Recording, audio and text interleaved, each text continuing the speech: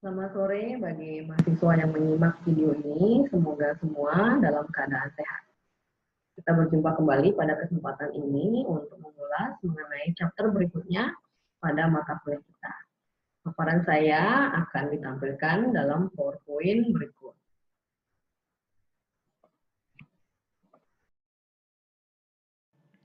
Pada video ini kita akan membahas tentang strategi dan program penetapan harga. Beberapa poin yang akan dibahas pada video ini yang pertama adalah bagaimana konsumen memproses dan mengevaluasi harga.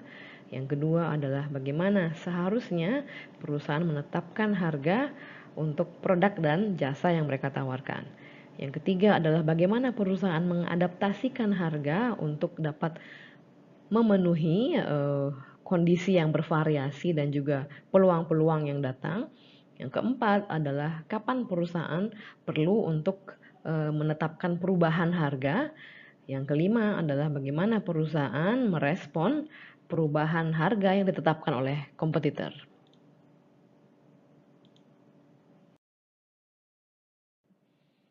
Harga adalah satu elemen dari bauran pemasaran yang menghasilkan pendapatan. Elemen lain menghasilkan biaya atau cost. Harga adalah elemen yang paling mudah dari program pemasaran untuk dapat diubah atau disesuaikan. Elemen lain seperti produk, saluran pemasaran, dan komunikasi pemasaran membutuhkan waktu untuk dapat disesuaikan atau diubah. Harga juga dapat mengkomunikasikan pada pasar apa yang menjadi positioning dari perusahaan.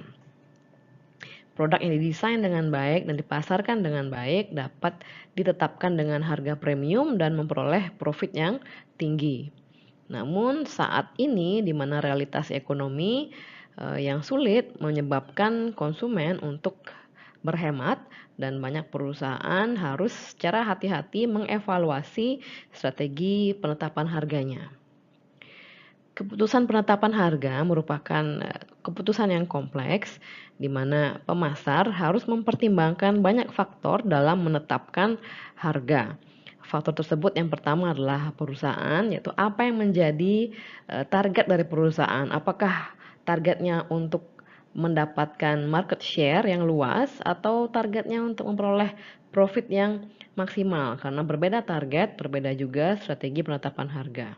Kemudian faktor yang kedua adalah konsumen. Siapa target segmennya dan bagaimana psikologi konsumen terhadap harga. Faktor ketiga adalah kompetisi, jadi bagaimana kompetitor menetapkan harga. Kemudian yang terakhir adalah lingkungan pemasaran. Strategi penetapan harga harus konsisten dengan strategi pemasaran perusahaan dan juga harus konsisten dengan target market dari perusahaan dan juga positioning dari merek yang mereka tawarkan. Dengan adanya internet, lingkungan dalam penetapan harga menjadi berubah. Ini adalah daftar pendek mengenai bagaimana internet memungkinkan penjual untuk memfilter buyers dan bagaimana memungkinkan buyers juga untuk memfilter seller. Jadi dengan internet, pembeli dapat memperoleh perbandingan harga secara instan dari ribuan vendor. Jadi ini dapat dilakukan melalui e-marketplace seperti Shopee, Tokopedia. Jadi pembeli dapat memfilter atau membandingkan harga antara vendor dengan real time atau instan. Kemudian pembeli juga dapat menetapkan atau menentukan harga maksimal yang mereka inginkan, kemudian memfilternya di e-marketplace dan menemukan produk-produk yang masuk di budget mereka.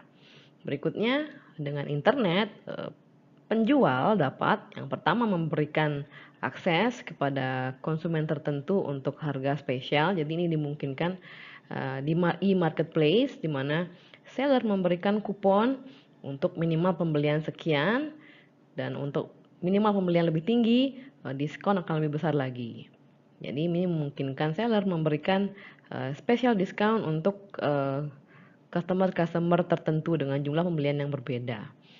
Kemudian yang kedua, penjual dapat memonitor perilaku konsumen dan kemudian menawarkan penawaran yang sesuai dengan masing-masing individu.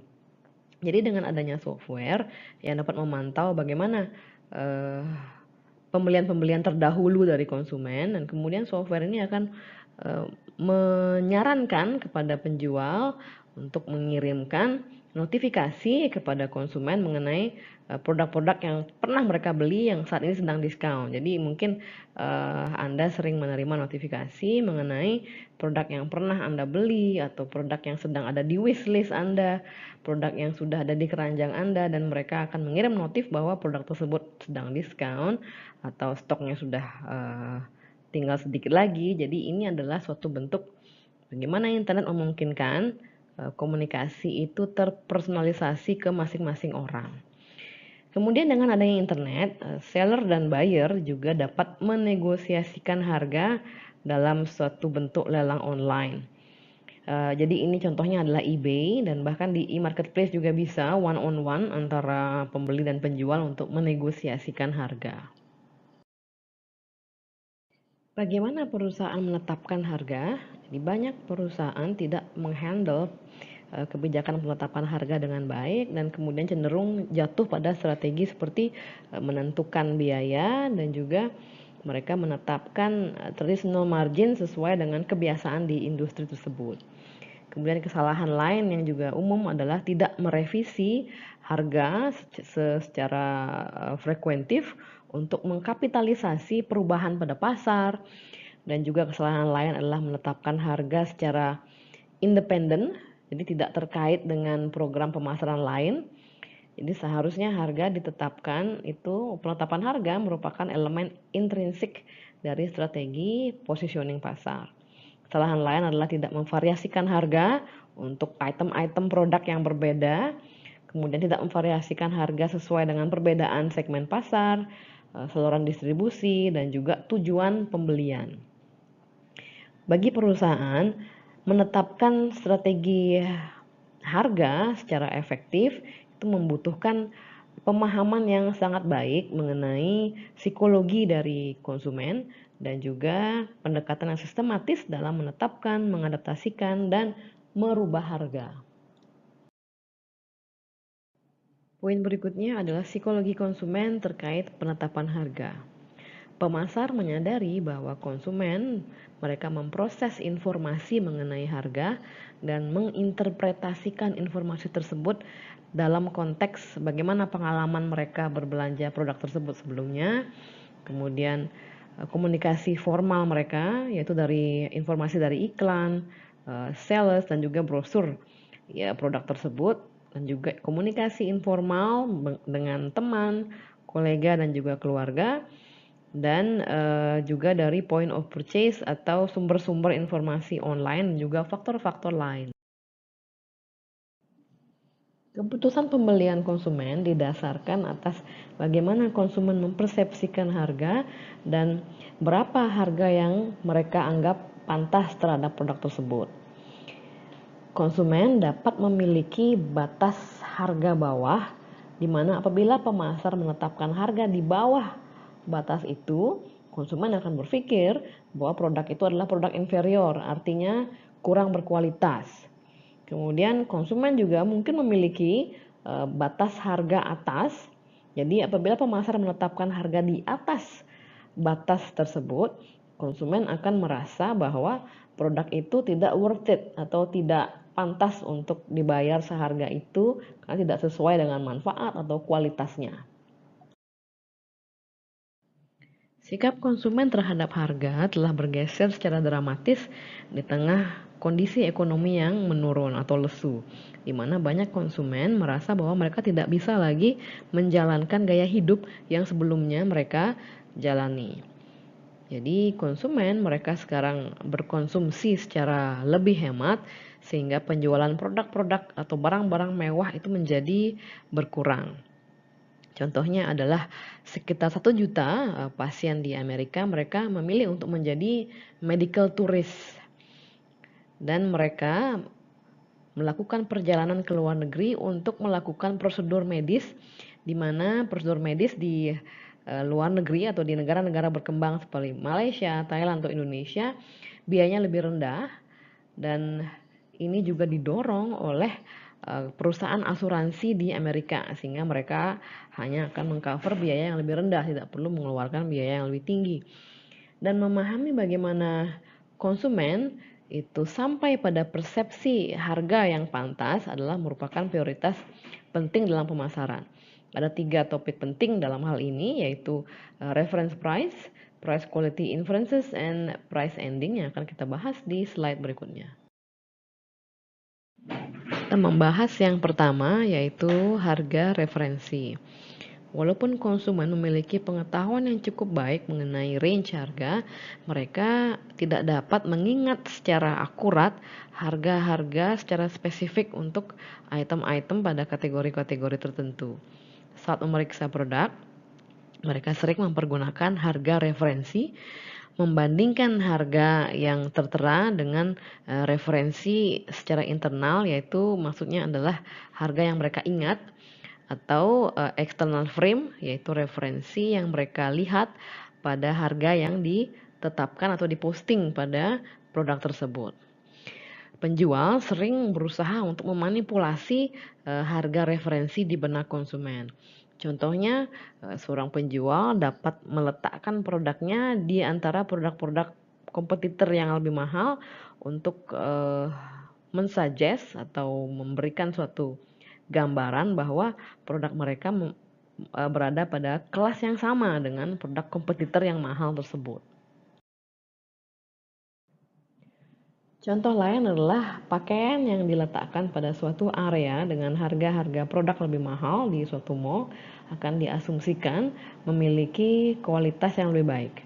Pemasar juga mendorong konsumen untuk memikirkan reference price dengan menyatakan bahwa harga produk tersebut awalnya lebih mahal.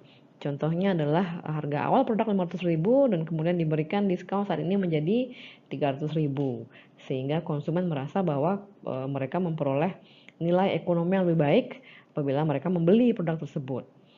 Kemudian pemasar juga dapat melakukan framing pada harga untuk sinyal bahwa harga tersebut adalah harga yang bernilai baik atau lebih ekonomis.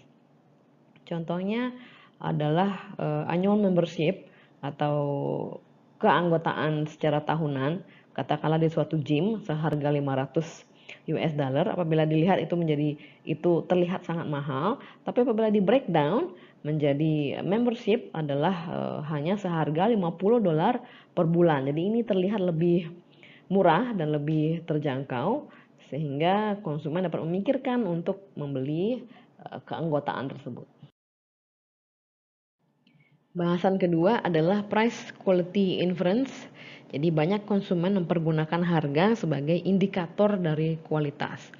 Jadi penetapan harga berdasarkan citra atau image adalah sangat efektif dengan produk-produk yang ego sensitif. Contohnya produk parfum, mobil-mobil mahal atau sport car, dan juga pakaian-pakaian desainer. Contohnya adalah suatu botol parfum yang dihargai atau dibanderol seharga 100 dolar, mungkin hanya berbiaya 10 dolar saja.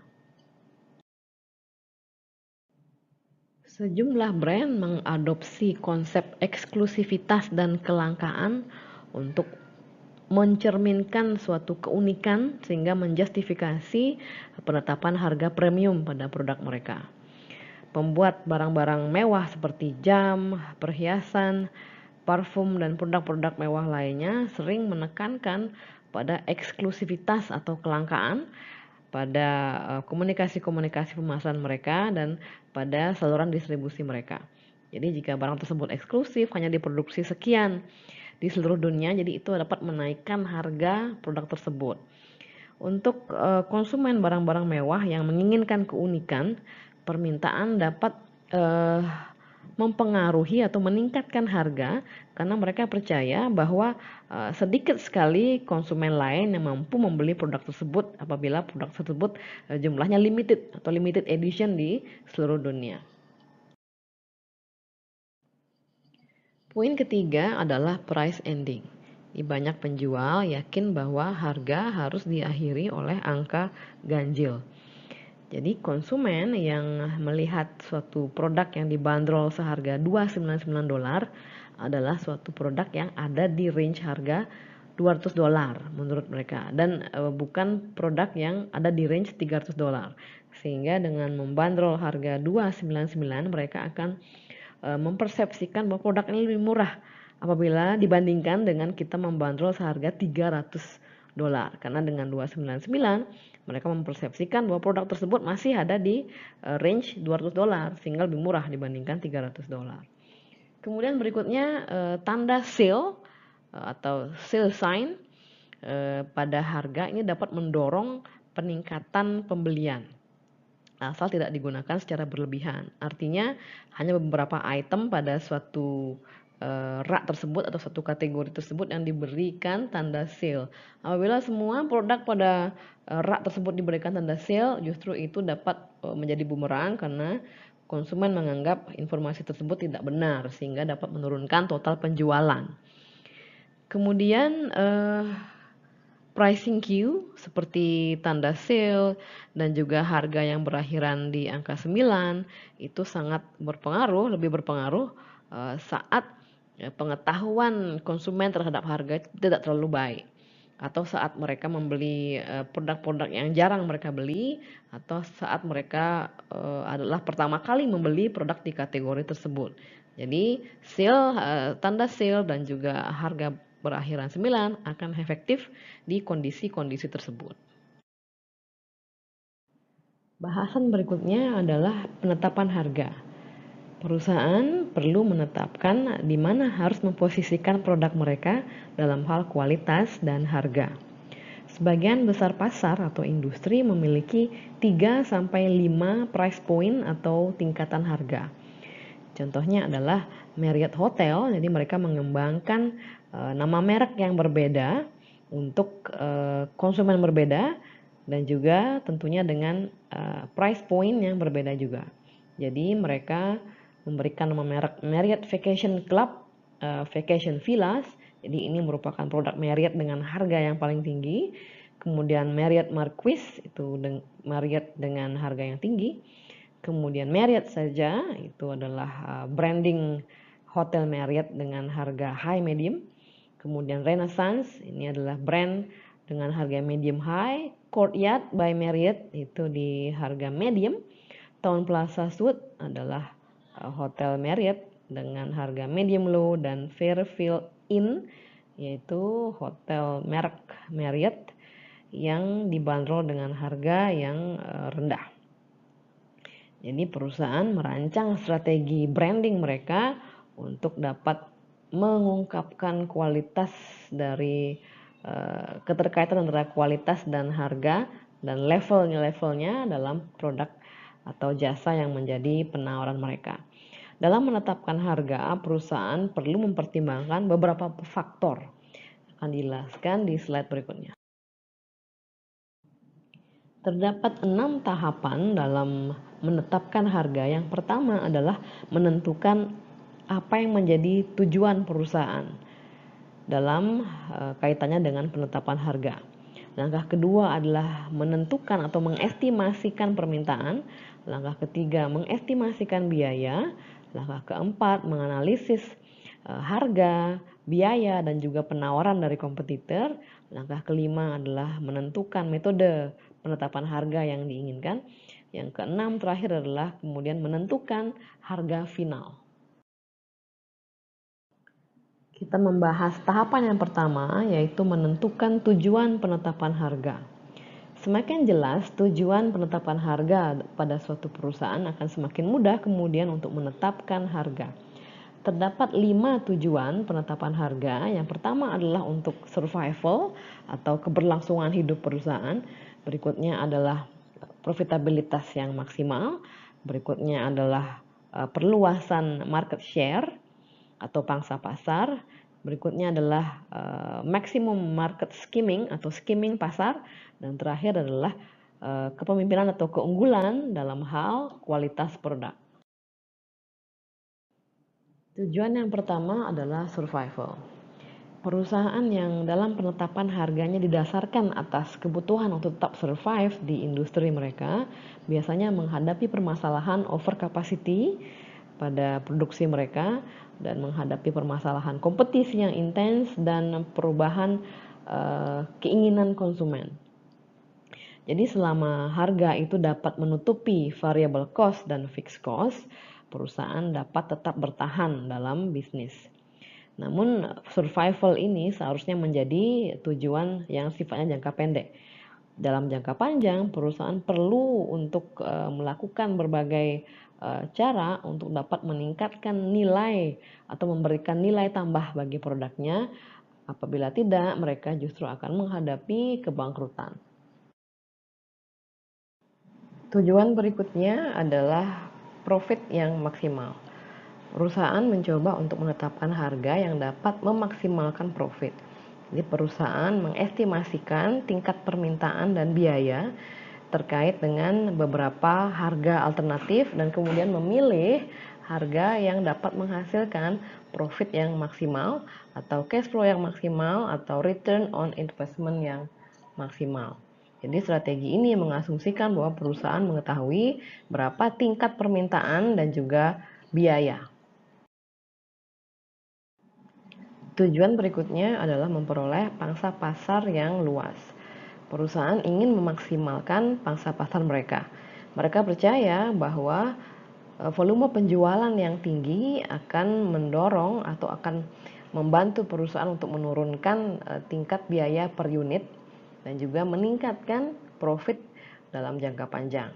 Sehingga mereka menetapkan harga terendah, mengasumsikan bahwa pasar itu sangat sensitif terhadap harga, sehingga saat harga sangat rendah, maka semakin banyak orang yang akan membeli produk tersebut, sehingga pangsa pasar menjadi semakin luas.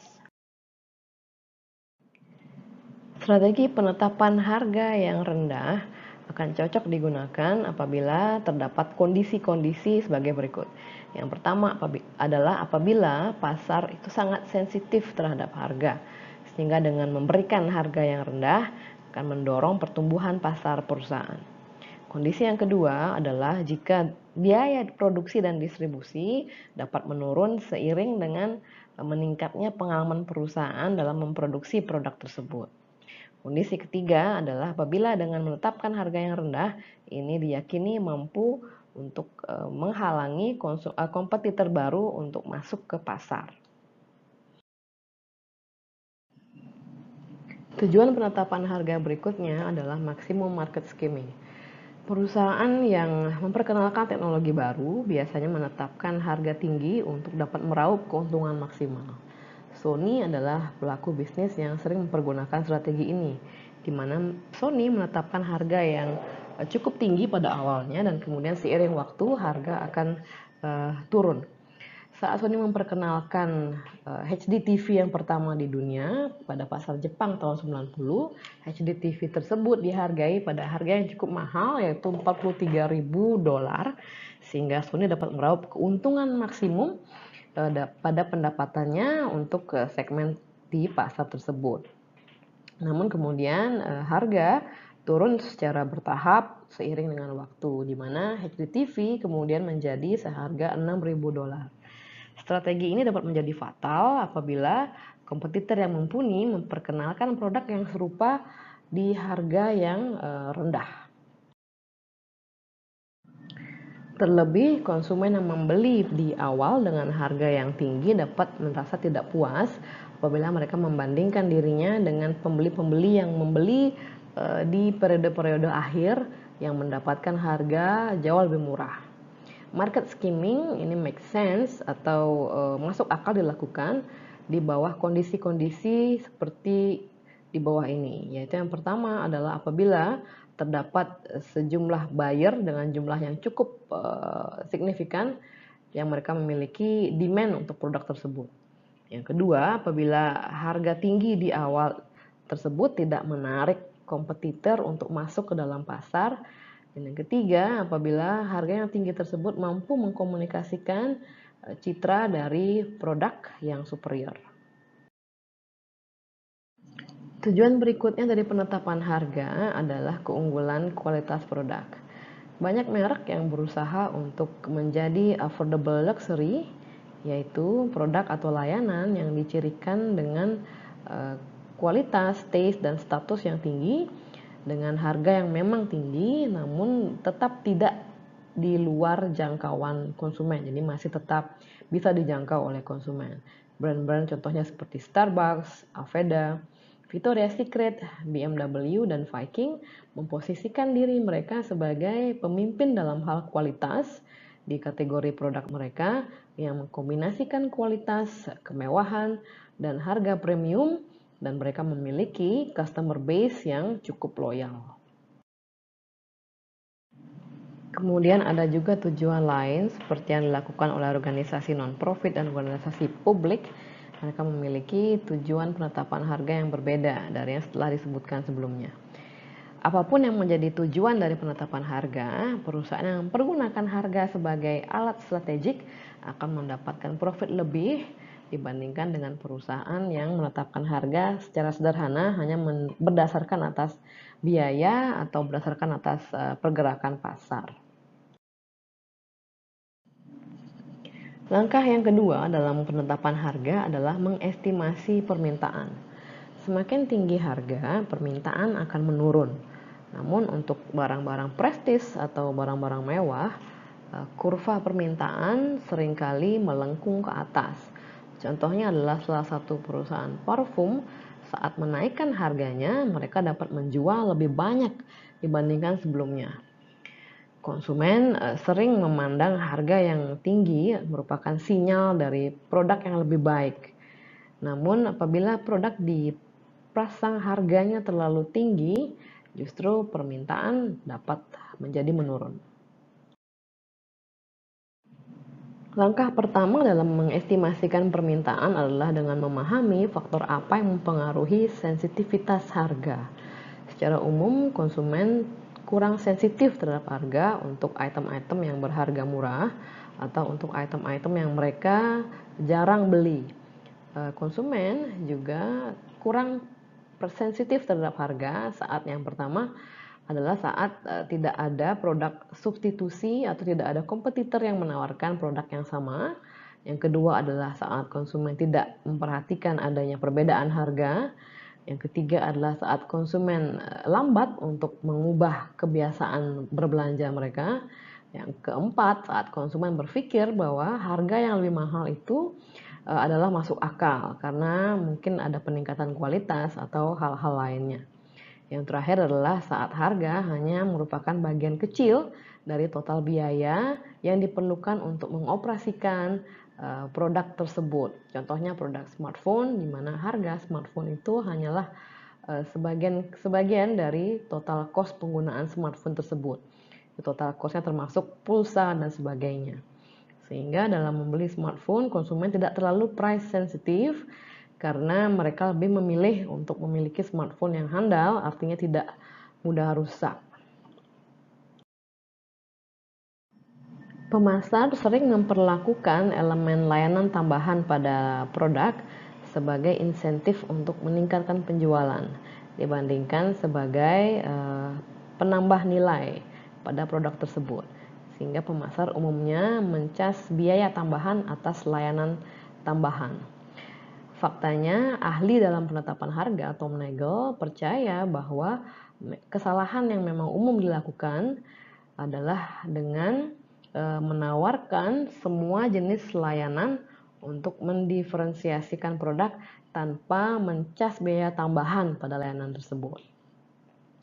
Dan saat ini trennya adalah internet memiliki potensi untuk meningkatkan sensitivitas harga pada konsumen.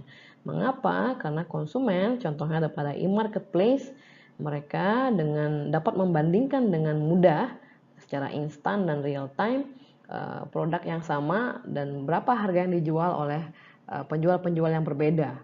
Sehingga dengan kemudahan tersebut, kemudahan untuk membandingkan harga secara instan, konsumen menjadi lebih sensitif terhadap harga dan mereka memilih produk dengan harga yang lebih murah. Terdapat sejumlah cara untuk mengestimasikan permintaan. Yang pertama adalah dengan melakukan survei. Jadi menanyakan kepada konsumen mereka akan membeli di sejumlah berapa apabila harga di titik ini, dan apabila harga dinaikkan mereka akan membeli berapa unit. Kemudian cara yang kedua adalah dengan melakukan price experiment, yaitu mencas harga yang berbeda untuk produk yang sama di suatu area yang sama untuk melihat bagaimana perubahan harga mempengaruhi pergerakan penjualan. Pendekatan lain juga dapat mempergunakan internet. Jadi pada e-marketplace, penjual dapat menganalisis apabila mereka menaikkan harga sekian persen, apakah terjadi penurunan penjualan dan berapa persen penurunan penjualan tersebut. Kemudian berikutnya adalah dengan melakukan analisis statistik, jadi melihat bagaimana harga dan permintaan terdahulu. Sehingga pemasar dapat melihat hubungan antara harga dan kuantitas. Jadi data tersebut dapat berupa data longitudinal atau cross section. Bahasan berikutnya adalah elastisitas harga atas permintaan. Semakin tinggi elastisitas, akan semakin besar pula pertumbuhan penjualan yang merupakan akibat dari penurunan harga sebesar 1%. Apabila permintaan elastis, penjual akan memikirkan atau mempertimbangkan untuk menurunkan harga. Harga yang lebih rendah dapat menghasilkan lebih banyak pendapatan. Strategi ini masuk akal atau make sense sepanjang biaya untuk memproduksi atau menjual lebih banyak unit tidak meningkat secara disproporsional. Kesimpulan dari sejumlah studi yang menganalisis mengenai elastisitas harga atas permintaan dalam kurun waktu 40 tahun menghasilkan kesimpulan, yaitu yang pertama, secara rata-rata elastisitas harga di seluruh produk dan pasar secara rata-rata adalah minus 2,62. Artinya, setiap penurunan sebesar 1% pada harga akan menghasilkan peningkatan pada penjualan sebesar 2,62%. Elastisitas harga, besarnya elastisitas harga ini lebih tinggi pada produk-produk tahan lama, seperti mesin cuci, TV, dan sebagainya, daripada produk kategori lain. Dan elastisitas harga juga semakin tinggi pada produk-produk yang ada pada fase pengenalan atau fase pertumbuhan pada siklus hidup produk. Kemudian inflasi juga akan memicu elastisitas harga yang lebih tinggi, terutama dalam jangka pendek. Kemudian terakhir adalah elastisitas harga ini lebih tinggi pada item-item individual dibandingkan elastisitas harga pada suatu brand secara keseluruhan. Tahapan ketiga dalam penetapan harga adalah mengestimasi biaya. Dalam mengestimasi biaya, pemasar perlu memahami tipe-tipe biaya dan level produksi. Tipe biaya yang pertama adalah fixed cost, juga diketahui sebagai overhead, adalah biaya yang tidak bervariasi yang menyesuaikan dengan level produksi. Jadi contoh dari fixed cost adalah biaya sewa, biaya bunga bank, gaji, dan sebagainya yang tidak bergantung pada jumlah output atau jumlah produksi dari suatu perusahaan. Cost yang kedua adalah variable cost yang bervariasi secara langsung terhadap jumlah atau kuantitas produksi. Contohnya adalah hand calculator yang diproduksi oleh Texas Instruments. Ini menghasilkan variable cost, yaitu biaya material dalam bentuk plastik, mikroprosesor chip, dan juga pengemasan.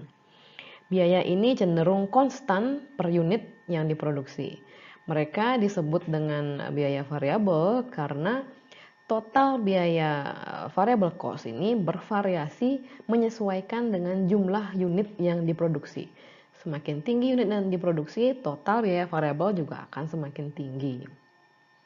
Berikutnya adalah total cost, yaitu jumlah dari fixed cost dan variable cost. Kemudian average cost adalah biaya per unit produk pada suatu level produksi. Jadi average cost adalah total cost dibagi dengan kuantitas atau jumlah produk yang diproduksi. Jadi manajemen ingin membandrol harga yang setidaknya mengcover biaya total produksi ini atau average cost ini. Untuk dapat menetapkan harga dengan tepat, manajemen perlu mengetahui bagaimana biaya mereka bervariasi pada level produksi yang berbeda. Contohnya adalah perusahaan TI, mereka membangun pabrik untuk memproduksi 1000 kalkulator per hari. Biaya per unit akan tinggi apabila pabrik tersebut hanya memproduksi sedikit unit per hari. Saat produksi mendekati 1000 unit per hari, average cost akan menurun karena fixed cost dibagi dengan jumlah unit yang lebih banyak. Kemudian average cost jangka pendek akan meningkat setelah 1000 unit karena kapasitas pabrik hanya 1000 unit. Sehingga bila memproduksi di atas 1000 unit, pabrik menjadi tidak efisien, yaitu pekerja harus mengantri untuk mempergunakan mesin, kemudian mereka bisa saling bertabrakan karena tidak ada flow atau arrangement pekerjaan mereka menjadi tidak organized karena complicated.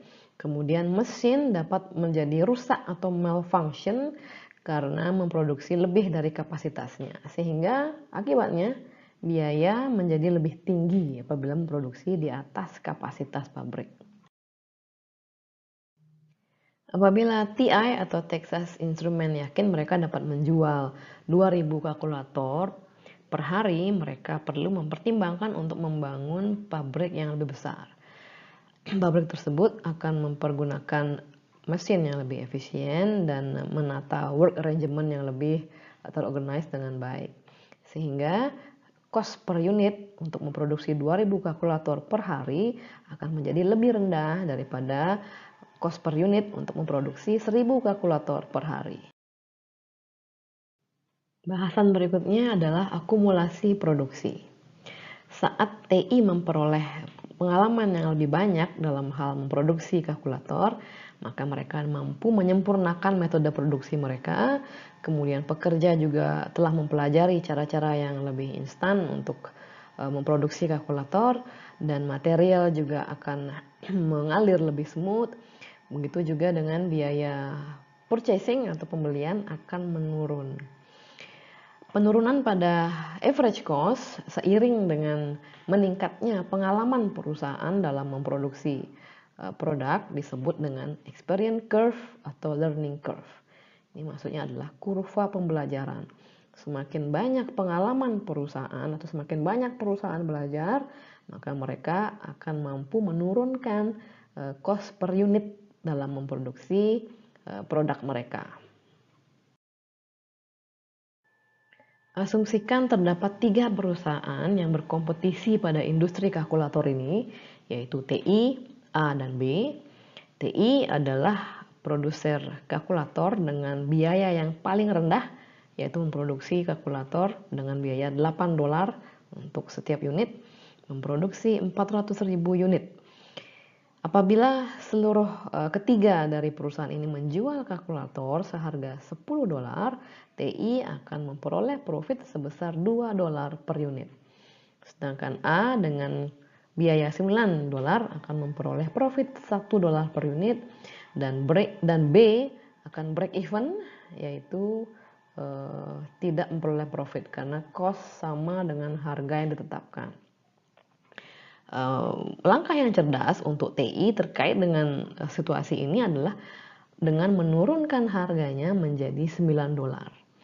Dengan strategi ini, hal ini akan memicu perusahaan B untuk keluar dari pasar, dan bahkan juga A akan mempertimbangkan untuk keluar dari pasar karena margin profit yang terlalu tipis, dan bagi B mereka tidak memperoleh profit sama sekali. Kemudian karena B dan A keluar pasar, TI akan mengambil pangsa pasar dari B dan A. Dan lebih lanjut, konsumen-konsumen yang sensitif terhadap harga akan mulai masuk ke pasar ini untuk memperoleh kalkulator dengan harga yang lebih rendah. Saat produksi meningkat di atas 400.000 unit, biaya dari TI akan menurun semakin jauh dan juga lebih cepat, sehingga TI mampu masih menghasilkan profit walaupun mereka mencas produknya pada harga $9. Jadi TI telah mempergunakan strategi penetapan harga yang agresif ini secara berulang untuk memperoleh peningkatan pangsa pasar dan untuk memaksa kompetitor lain keluar dari industri karena profit margin yang tipis. Bahasan berikutnya adalah target costing. Target costing adalah melakukan berbagai upaya atau tindakan untuk mencapai penurunan biaya pada satu level yang ditargetkan. Perusahaan dapat memotong biaya dengan berbagai cara. Contohnya General Mills memotong biaya dengan mengurangi jumlah variasi hamburger helpernya dari 75 menjadi 45 dan mengurangi jumlah bentuk pastanya dari 30 menjadi 10. Dengan mensimplify lini produk, maka biaya-biaya dapat juga dipangkas, terutama untuk produk-produk yang tidak terjual begitu bagus. Dengan memangkasnya, maka tidak perlu mengeluarkan biaya-biaya yang tidak perlu. Kemudian cara lain contohnya adalah Cisco, mereka mengkombinasikan tim teknisi software yang berasal dari Amerika dengan supervisor dari India. Jadi tujuannya adalah untuk menekan cost karena tenaga kerja dari India cenderung memiliki tingkat upah yang lebih rendah, sehingga cost dapat ditekan ke angka yang menjadi target. Perusahaan perlu mempertimbangkan kompetitor dalam hal biaya yang mereka perlukan untuk memproduksi produknya, kemudian harga yang mereka tetapkan, dan bagaimana reaksi mereka terhadap perubahan harga yang ditetapkan oleh perusahaan. Apabila perusahaan atau tawaran perusahaan mengandung fitur-fitur yang tidak ditawarkan oleh kompetitor terdekat, maka perusahaan perlu mengevaluasi penetapan harganya dan bahkan bisa meningkatkan harga dibandingkan dengan harga kompetitor. Namun apabila tawaran kompetitor itu mengandung fitur-fitur yang tidak ditawarkan oleh perusahaan, maka perusahaan perlu untuk menurunkan harganya. Jadi perusahaan dapat memutuskan apakah untuk mencas harga yang sama, mencas harga di bawah kompetitor atau di atas kompetitor. Perusahaan perlu untuk mempelajari bagaimana situasi keuangan dari kompetitor saat ini, bagaimana juga kondisi penjualan mereka, loyalitas konsumen mereka, dan tujuan kompetitor dalam menetapkan harga. Apabila kompetitor memiliki tujuan untuk memperluas pangsa pasar dalam penetapan harga produknya, maka kompetitor akan cenderung bereaksi terhadap penurunan harga yang ditetapkan oleh perusahaan dengan cara menyesuaikan berapapun penurunan harga yang ditetapkan oleh perusahaan, maka kompetitor akan menyesuaikannya. Kemudian apabila kompetitor memiliki tujuan penetapan harga yaitu untuk memaksimalkan profit, maka apabila perusahaan merubah harganya, menurunkan atau menaikkan harganya, maka kompetitor mungkin akan bereaksi dengan cara meningkatkan budget iklannya atau dengan meningkatkan kualitas produknya sehingga mereka tidak kehilangan pangsa pasar sehingga memperoleh profit yang maksimal. Demikian paparan saya pada chapter ini. Semoga dapat diterima dan dipahami dengan baik. Kita berjumpa kembali di video berikutnya. Terima kasih atas atensinya dan selamat sore.